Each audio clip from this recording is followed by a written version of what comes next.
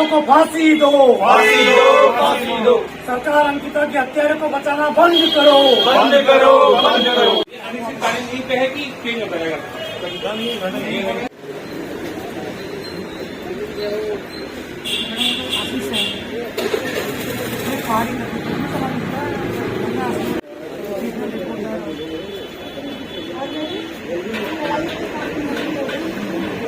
आजकल तो सरकारी बन गई ना, पार्टी का किसी की चल रहा था, लेकिन आप देखो कोई भी करो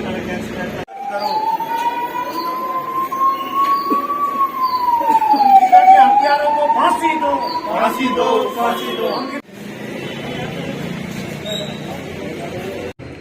देखिए, ऐसा है कि जो वीआईपी को लेके अंकिता की मां ने बाकायदा लिखित रूप से डीएम पौड़ी को अवगत करा दिया है और मीडिया को बयान भी दिया है कि अजय कुमार जो आरएसएस के नेता हैं, भारतीय जनता पार्टी के संगठन मंत्री हैं, महामंत्री हैं, कोई बड़ा पद उनके पास है, उनके वीआईपी होने की संभावना है। क्योंकि बहुत सारे उनको ऐसे इनपुट मिले, फ़ोन के द्वारा भी मिले और व्यक्तिगत आकर लोगों ने बताया भी कि इस व्यक्ति के पुलकित आर्य की फैमिली से बहुत नज़दीकी संबंध थे, इस व्यक्ति के वीआईपी होने की प्रबल संभावना है। तो हमारा सिर्फ इतना कहना है कि इस व्यक्ति की कॉल रिकॉर्ड की जांच कर ली जाए। ये व्यक्ति 18 सितंबर 2022 के आसपास हफ्ता 10 दिन पहले कहाँ था? क्या उस दौरान इस व्यक्ति की बहुत ज़्यादा बात पुलकित आर्य के परिवार के साथ हो रही थी? चाहे पुलकित है, चाहे डॉक्टर विनोद आर्य हैं, ये लोग हैं, या रेणु बिष्ट हैं, या अन्य लोग यहाँ पे जो भी थे, वहाँ पे सौरभ भास्कर जो मुजरिम है और अंकित गुप्ता है, क्या इनमें आपस में बातचीत हो रही है? तो देखिए, जब पुलिस तहकीकात करती है तो कॉल रिकॉर्ड बहुत बड़ा एक साक्ष्य होता है और हत्या से पहले और हत्या से बाद ये प्रबल संभावना होती है कि जिसके इशारे पर हत्या की गई है उसे बताया जाता है, उससे बातचीत होती है। तो ऐसा करने में सरकार को क्या दिक्कत है? हम ये कहते हैं कि अगर अजय कुमार बिल्कुल साफ सुथरे हैं, पाक साफ हैं, तो मीडिया में आके बयान क्यों जारी नहीं करते? इतना बड़ा आरोप उन पर लगा है। भारतीय जनता पार्टी क्यों चुप्पी साध लेती है? आरएसएस क्यों चुप्पी साध लेती है? और ये व्यक्ति हर एक छोटे बड़े कार्यक्रम में शिरकत कर रहा है, तिरंगा फहरा रहा है। उत्तराखंड के विभिन्न हिस्सों में उत्तराखंड के विभिन्न विधायकों, जो हमारे जन प्रतिनिधि हैं, जिन्हें हमने चुन के भेजा है, उनके साथ दिखाई दे रहा है। तो ऐसा क्यों है? ये सबसे बड़ा सवाल है। ये धरना, इसकी हमने कुछ रूपरेखा नहीं बनाई है, ये बिल्कुल भावनात्मक है। जिस तरह से आप लोग अपनी भावनाओं से आ रहे हैं और इसी तरह से हम लोग भी इनके साथ हैं।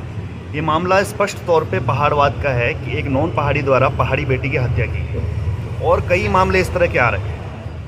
और देखने की बात यह है कि सरकार बहादुर जो है, जिस तरह से आशुतोष भाई लड़ रहे हैं, उनके साथ ही छेड़छाड़ कर रही है, उनके साथ उनका ही शोषण कर रही है। कभी ये जो हमारे वकील हैं उनकी बहन का ट्रांसफ़र कर देते हैं, कभी आशुतोष भाई का ट्रांसफ़र की वाइफ का ट्रांसफ़र कर देते हैं। तो और जो नए डीजीपी आए हैं उनके ऊपर भी उंगलियां उठ रही हैं। तो सिस्टम में आप देखोगे तो पूरा नॉन पहाड़ी सिस्टम बना हुआ है और उत्पीड़न केवल पहाड़ियों का हो रहा है। इसलिए हम जो पहाड़ का केंद्र बिंदु है श्रीनगर, आज यहाँ पर बैठ के आह्वान करते हैं पूरे पहाड़ी समाज का। यदि आप चाहते हैं कि कल कोई बहन अंकिता ना हो, कल कोई बेटी अंकिता ना हो, तो आपको आज यहाँ पर जुड़ना हो। क्या कुछ लोगों से अपील रहेगी धरने को समर्थन देने के लिए? क्या कुछ अपील रहेगी? देखिए, मैं स्पष्ट तौर पे कह देता हूँ कि क्या गारंटी है कि कल को किसी बड़े नेता का बेटा किसी बहन को इस तरह से दुर्व्यवहार नहीं करेगा या उसकी इज्जत के साथ खिलवाड़ नहीं करेगा? क्या इस चीज़ की तो कोई गारंटी नहीं है। यदि आप चाहते हैं कि आपके बच्चे सुरक्षित रहें, आपकी बेटी, आपकी बहन सुरक्षित रहे, तो आपको आज यहाँ पर आना पड़ेगा, अंकिता को न्याय दिलाना पड़ेगा। क्योंकि एक एग्जाम्पल सेट हो चुका है पूरे देश में कि पहाड़ियों की बेटियों को छेड़ो, पहाड़ियों की बेटियों को कुचलो, कुछ भी करो, ये लोग न्याय दिलाने में असमर्थ हैं, ये लोग एकजुट नहीं हैं। तो ये मैसेज कन्वे हो चुका है पूरे देश में। तो इस मैसेज का अब एक ऐसा एग्जाम्पल सेट करना होगा ताकि पूरे प्रदेश में ऐसा मैसेज जाए कि यदि पहाड़ियों के किसी बेटी को छेड़ा या बुरी नज़र से भी देखा तो उसके साथ बहुत मतलब ये लोग एकजुट हो जाते हैं और न्याय भी दिलाते हैं। तो वो तभी एग्जाम्पल सेट होगा जब अंकिता को न्याय मिलेगा, जब इन चौराहों पे वो पुलकित को लटकाया जाएगा, वो तभी होगा। ये तो हम अनिश्चितकालीन धरने पे इसलिए बैठे हैं क्योंकि सरकार हमारा कहना तो नहीं मान रही है, अपनी मनमानी कर रहे हैं। और दूसरी बात कि कह रहे हैं कि आपके साथ न्याय किया जाएगा। तो न्याय कहाँ से दिला रहे हो तुम?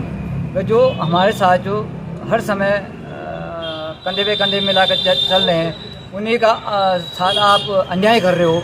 कभी उनकी मिसेज का ट्रांसफ़र करना, कभी हमारे जो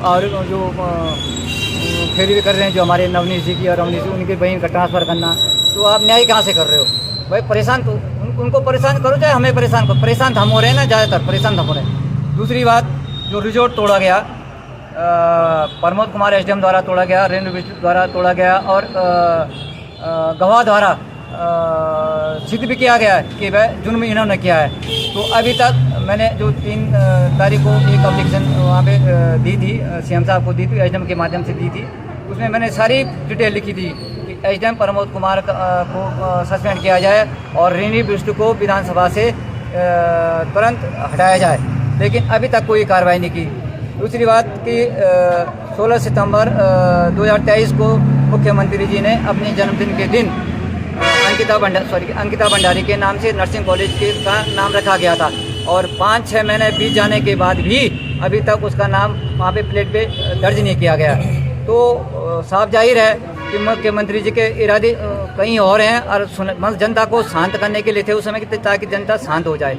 तीसरी बात, जो श्वेता मैडम जी द्वारा जो गैंगस्टर और कुर्की की नीलामी की थी, वो उसको स्थगित किया गया है और दोबारा डीएम साहब ने जांच आख्या के लिए भेज दिया गया। क्यों? कि जब वो आरोपी हैं, उन्होंने मेरी निर्दोष लड़की को मारा है, तो उनको गैंगस्टर और कुर्की तो होनी थी, चाहे जितने करोड़ रुपए की होगी, कुर्की तो होनी है इनकी है।